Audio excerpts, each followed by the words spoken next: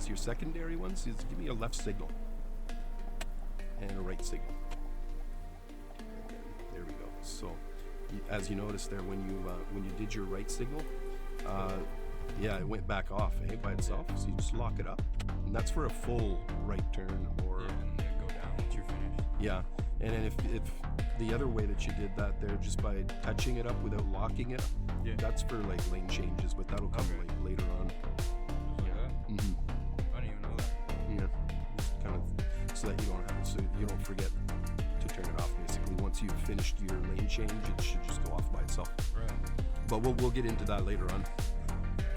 And then on the right side, this thing here, that's just for your windshield wipers. You won't need them today, so you don't really have to worry about that.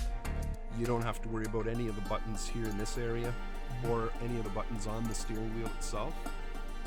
And then you got on the far left there, you got your tachometer, and that shows you how many revolutions per minute it goes around. There's like a little hamster in there.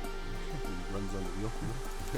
So if you want, just to check out the sensitivity of the gas pedal, just very, very slightly on the pedal, and bring the needle up to 2. You'll see how sensitive it is. And then try to hold it for 5 seconds there at 2. Easier said than done though. I have trouble with this myself. So okay, that's good. Now you'll see. So you'll see now. Yeah. That's good. That's good. It's just to show you that sometimes people think they got to press really hard on it, but you don't. Yeah. Probably more sensitive than that, I bet. Possibly, I don't know. I'm not too sure. Yeah. And then in the center, you have your analog speedometer. You can ignore that. We have the digital speedometer in the far right. Yeah, that shows you every single number, which is great. Nice. Distance to empty, so we got 266 kilometers before we run out of gas. I think we'll be okay for tonight. Yeah.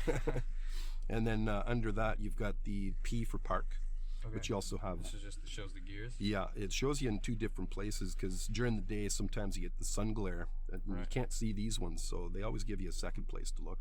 Nice. Then beside the P, you got ODO. That's for odometer, which is the number next to it, 88 something. And I'm going to be asking you for that number at the end of the lesson. Just like the total kilometers on the car. Okay. I'll be taking a note of that for the office, just so they know when to change the oil and all that. They just keep track of that. Nice. Okay, so to get this car in gear, there's a little button back here. Try to put it in drive.